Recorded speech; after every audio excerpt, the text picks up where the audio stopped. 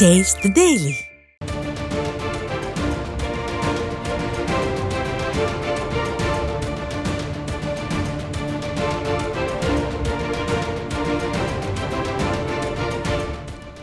அண்மை செய்தி.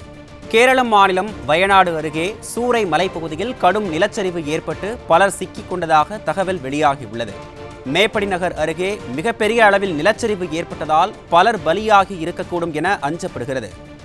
2019ஆம் ஆண்டு நிகழ்ந்த நிலச்சரிவை போன்ற பலத்த நிலச்சரிவு ஏற்பட்டுள்ளதால் மீட்புப் பணிகள் கடும் சிரமத்திற்கிடையே மேற்கொள்ளப்பட்டு வருவதாகவும் தகவல் கிடைத்துள்ளது.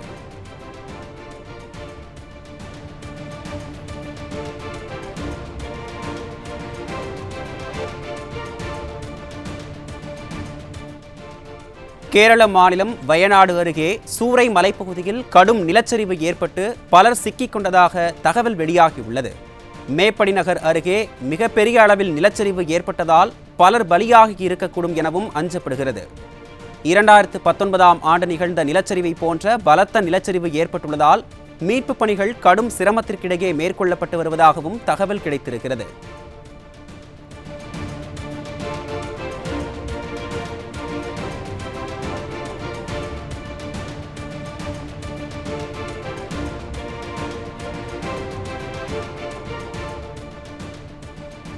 கேரள மாநிலம் வயநாடு அருகே சூறை மலைப்பகுதியில் கடும் நிலச்சரிவு ஏற்பட்டு பலர் சிக்கிக் கொண்டதாக தகவல் வெளியாகி இருக்கிறது.